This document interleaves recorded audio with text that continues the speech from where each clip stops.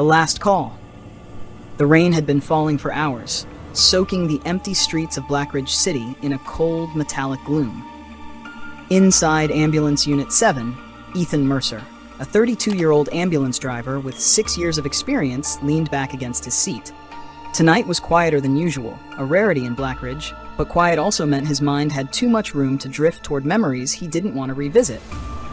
Clara Reyes, his paramedic partner, closed her report book with a sigh. "Shift's over in 20 minutes, she said.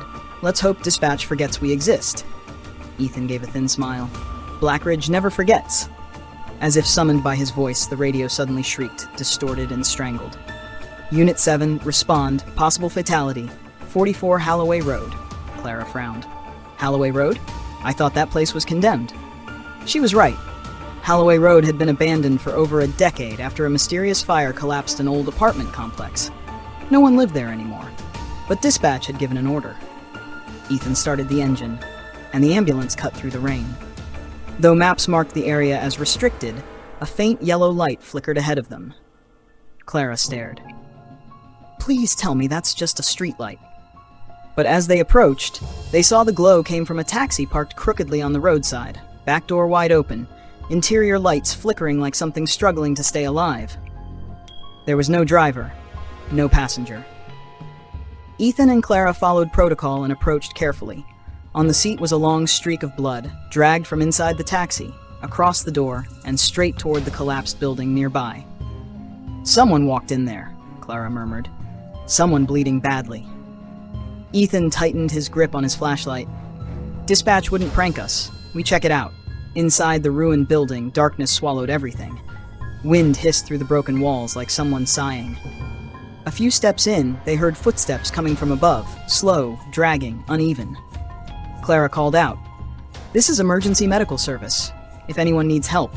She froze as a sudden clack echoed above them, followed by the unmistakable sound of a child giggling from the third floor.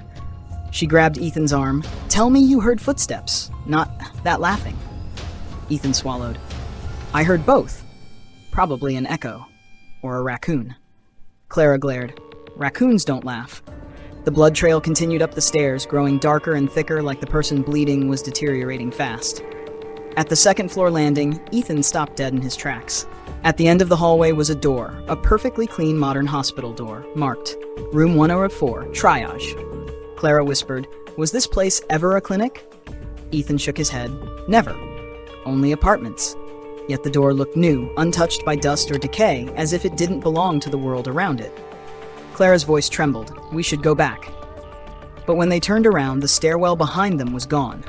Only a long, dark hallway stretched endlessly, with the hospital door waiting at the far end like an open mouth. When Ethan pushed the door open, it creaked as though someone inside were pulling it. The smell of antiseptic overwhelmed them. The room was impossibly intact. Monitors humming, overhead surgical lights glowing, equipment neatly arranged. This wasn't just a hospital room, it was functioning. In a building abandoned for 10 years. "Ethan," Clara whispered, "we need to leave. Now." But before they could turn, one of the curtains around a stretcher suddenly jerked as if someone behind it were trying to step out. Ethan ripped it open. No one. Only a patient chart clipped at the foot of the bed. Patient, Ethan Mercer. Status, unresponsive. Time of death, 14 a.m. Ethan looked at his watch. The exact current time. Clara's breathing quickened. "This is a sick joke. Someone staged this. There's no way." The lights flickered violently. A monitor across the room woke up, displaying a dying heart rhythm. Beep, beep, beep, beep, beep! Ethan felt cold air crawl up his neck. Someone was standing behind him. He spun around. A tall, thin figure stood there, wearing an ambulance uniform identical to his. But the face was wrong. A pale, eyeless, lipless void stared back at him. The figure opened its hollow mouth. "You didn't make it that night. You left us. You abandoned the call." Ethan retreated. "No, that wasn't my fault." "The crash." The figure tilted its head, bones cracking. "You died in the wreck, but you kept driving. You kept pretending. You never made it to the hospital." Clara grabbed his arm, voice cracking. "Ethan, don't listen. Look at me. Look at..." A sharp snap echoed. The room went pitch black. When the lights returned, Clara was gone. Only Ethan and his eyeless double remained. The figure pointed to the triage room door. "You want the truth? Walk through. Ethan felt his legs move without his consent.